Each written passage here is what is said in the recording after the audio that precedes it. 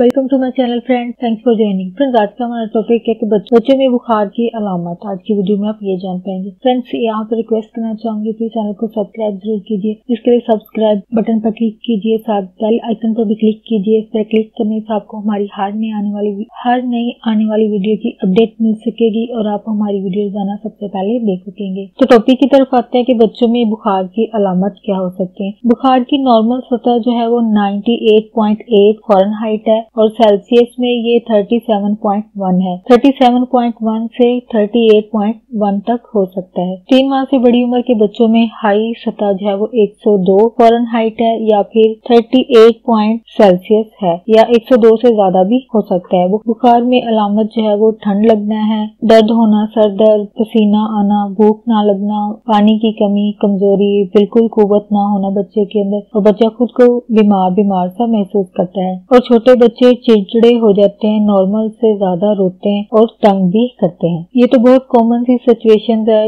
ये new mothers या बच्चे जिनके होते हैं उनको फौरन पता चल जाता है कि बच्चा जो है वो यानी चिड़चिड़ा क्यों हो रहा है और बुखार की वजह हो सकता है। नॉर्मली ये मदर्स जो है वो फौरन जान जाती हैं। बुखार से नॉर्मली डरने की जरूरत तो नहीं होती है और हर बुखार के लिए दवाई देना भी जरूरी नहीं है। इसके लिए कुछ टोटके भी इस्तेमाल किए जा सकते हैं, यानी आप टोटकों से भी इसका इलाज घर पे कर पाते हैं। लेकिन अगर बुखार जो है वो 104 फ़ारेनहाइट या 40 सेल्सियस से ज्यादा हो, ओवर हो जाए तो ये संगीन और तेज बुखार की सूरत में, यानी अगर 40 सेल्सियस से ओवर हो तो आपको फौरन डॉक्टर से रब्ता करने की जरूरत है, अपने बच्चे को दिखाने की जरूरत है। संगीन या तेज बुखार की सूरत में अलामत जो हो सकते हैं वो अलामत ये है: कांपना जो कि कंट्रोल से बाहर हो, इतनी शिवरिंग होती है बच्चे को, दांतों का बजना, सांस लेने में मुश्किल होती है, बच्चे को कंफ्यूज सा हो जाता है या फिर बच्चा टांग में दर्द की शिकायत भी करता है। और फ्रेंड्स, आज का टॉपिक आपके लिए इंफॉर्मेटिव और इंटरेस्टिंग रहा। प्लीज मजीद अवेयरनेस और आगाही के लिए फ्रेंड्स एंड फैमिली के साथ वीडियो को शेयर जरूर कीजिएगा,